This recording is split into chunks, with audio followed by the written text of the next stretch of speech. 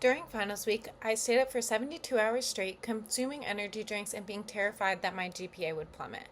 I felt like I was dying, even though I wasn't sick. When I talked to a friend, they were in the same position, and we both acknowledged that we were trapped in a system that prioritizes burnout over well being. Hi, I'm Donna Rashurin, and today I will be talking about normalizing mental health days in rigorous academic culture. The purpose of this presentation is to convince you that the current academic culture at UConn is unsustainable and that we need to push for official mental health days that are open to all. I'm a credible source on this topic because I have firsthand experience with the academic-driven burnout, have studied the psychological effects of college pressure, and have peer-reviewed research on the effectiveness of mental health policies in higher education. As someone who is a college student who is constantly under pressure to perform, you should care about this social issue because your ability to take a guilt-free break when you need it is the most crucial to both your academic performance and your long-term mental health. I will challenge the main presumptions that this policy will result in abuse, that it is unjust to professors, and that it's just an easy out.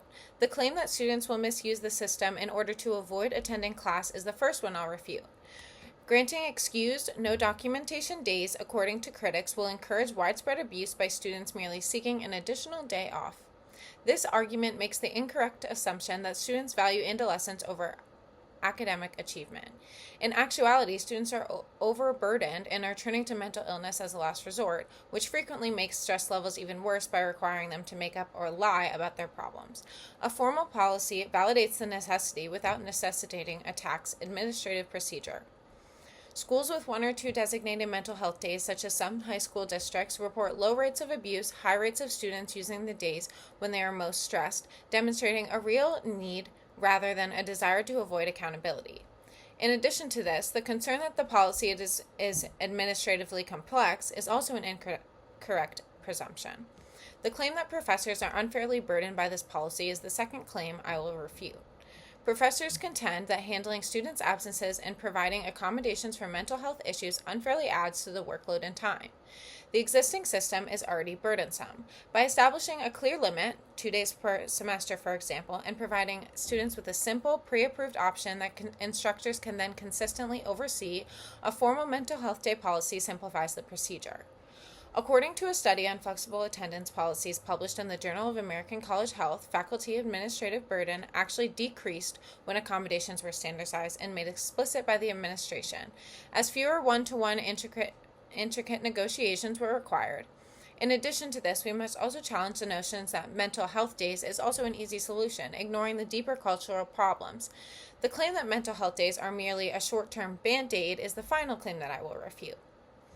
Counseling side critics occasionally claim that a single day off is merely a band-aid solution that fails to address the system's problems of stress culture, rendering the policy useless. The policy itself is a potent cultural signal, but it cannot replace therapy or cultural change. It is the formal institutional recognition that students are human beings, not merely performance machines, and that sleep is essential for learning.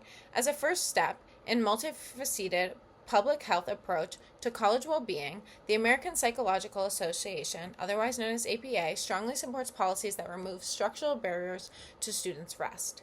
Despite acknowledging deeper issues, this shows the therapeutic value of rest.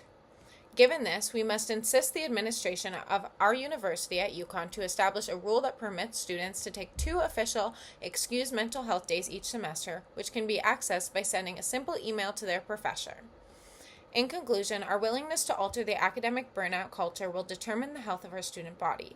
We have denied the allegations that mental health days is a useless band-aid, that they would be misused, and that they would unjustly burden faculty. The primary purpose of this speech was to persuade you to support me in advocating for this crucial policy change because it is both psychologically and practically required. Don't allow your tiredness to determine your sense of value. The freedom of self-care should be exchanged for the badge of burnout. You can't pour from an empty cup, and sometimes taking the day off is the most academic thing you can do. Join me in demanding that our university formally acknowledge this fact.